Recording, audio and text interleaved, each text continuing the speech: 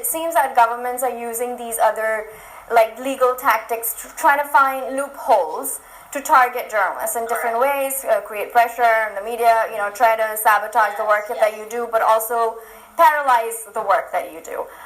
Is there some sort of conversation going on about like what can be like journalists can do about this? So the vulnerability of news groups is in the business, right? And that's certainly what we've seen the Philippine government do. In the Philippines, they initially targeted the owners of the businesses, and this is what they did with the Philippine Daily Inquirer, with the ABS, that's the largest newspaper in the ABS-CBN, which is the largest television station. They threatened, the government has threatened, President Duterte has threatened that he would not renew the franchise of ABS. And in our case, one of our cases is a cyber libel case that is so ridiculous that the NBI, the National Bureau of Investigation, has actually already threw it out, and then they resuscitated it and brought it to the Department of Justice. But among the people who are charged with this, with cyber libel, it's not just the editorial team, but my entire board of directors.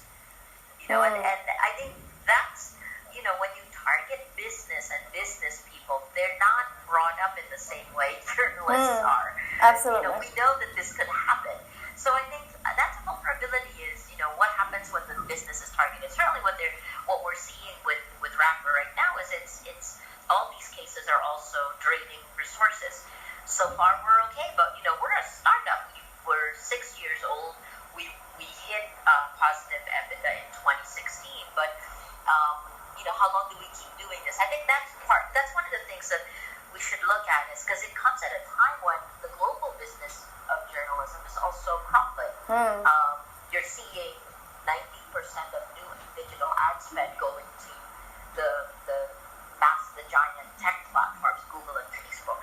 So it's that's a vulnerability. Anyway, I guess for us, we're continuing to do the investigative reports.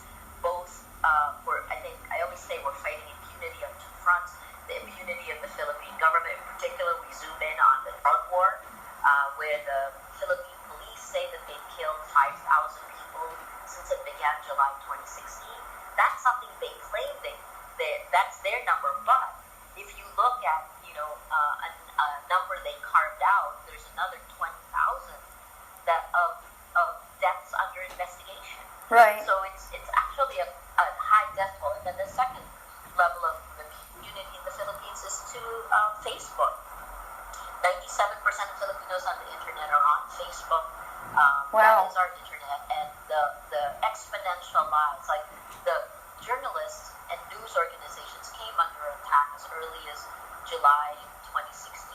Right. I mean, what we saw, and we've seen this in other countries, the campaign machinery on social media pivoted and became weaponized after President Duterte took office. Right. And that's when we were really systematically targeted. We came out with a series that looked at this based on the data we had collected, and that series came out in October of 2016. That was when we were particularly targeted, and I was counting, after the series, I was getting an average of 90 hate messages, not per day, but per hour.